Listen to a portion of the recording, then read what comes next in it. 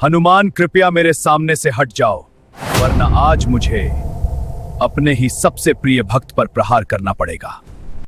क्या आपने कभी सोचा है कि जिन श्री राम के लिए हनुमान जी ने अपना सीना तक चीर दिया था, एक समय ऐसा भी आया जब उन्हीं राम को अपने सबसे परम भक्त पर बाण चलाने पड़े। आखिर ऐसा क्या हुआ था कि भगवान और भक्त कुरुक्षेत्र की तरह आमने सामने खड़े हो गए थे? इस रोंगटे खड़े कर देने वाले महासंकट की शुरुआत होती है काशी नरेश से। एक बार काशी नरेश एक भयंकर मायावी राक्षस से युद्ध कर रहे थे। क्रोध में आकर उन्होंने एक दिव्य बाण छोड़ा, लेकिन वो मायावी छल से बच निकला। वो बाण सीधे जाकर एक विशाल वृक्ष को काट देता है और वो वृक्ष महर्षि विश्वामित्र के तपोवन में जा गिरता है। महर्षि की वर्षों की तपस्या भंग हो गई। उनका क्रोध अग्नि बनकर भड़क उठा।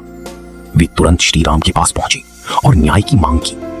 अपनी गुरु का सम्मान करते हुए श्री राम ने भयानक प्रतिज्ञा कर ली, गुरुदेव, आज सूर्यास्त से पहले काशी नरेश को मृत्यु दंड मिलेगा।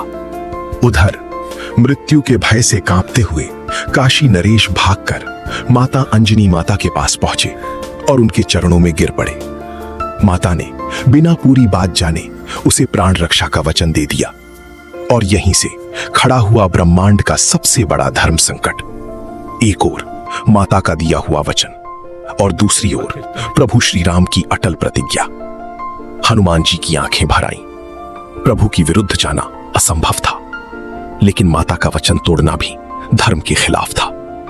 संध्या का समय निकट था। श्री राम अपना अजय धनुष लेकर रणभूमि में आए, लेकिन सामने कोई शत्रु नहीं बल्कि उनके अपने हनुमान खड़े थे। श्री राम ने गरज कर कहा, हनुमान, मार्ग छोड़ दो। पवन पुत्र ने हाथ जोड़कर और आंखें झुकाकर कहा, क्षमा करें प्रभु, आज मुझे अपनी माता के वचन की रक्षा करनी होगी, चाहे इसके लिए मेरे प्राण ही क्यों न चले जाएं। क्षण भर के लिए मानो समय की धड़कन रुक गई। श्री राम ने अपना धनुष उठाया और अग्नि जैसा प्रचंड बाण छोड़ दिया, लेकिन हनुमान जी अपनी जगह से हिले तक नहीं। उन्होंने आंखें बंद की और बस राम राम का जप करते रहे। एक के बाद एक कई दिव्य बाण चले, पर हर बार वही परिणाम। राम का नाम राम के बाणों से भी ज्यादा शक्तिशाली साबित हो रहा था। अब श्री राम ने गंभीर स्वर में कहा, अब ब्रह्मास्त्र ही अंतिम उपाय है। आकाश कांप उठा, दसों दिशाओं में हाहाकार मच गया। ब्रह्मास्त्र छोड़ा गया, लेकिन हनुमान जी अब भी अडिग थे। उनके होठों पर सिर्फ एक ही नाम था, राम।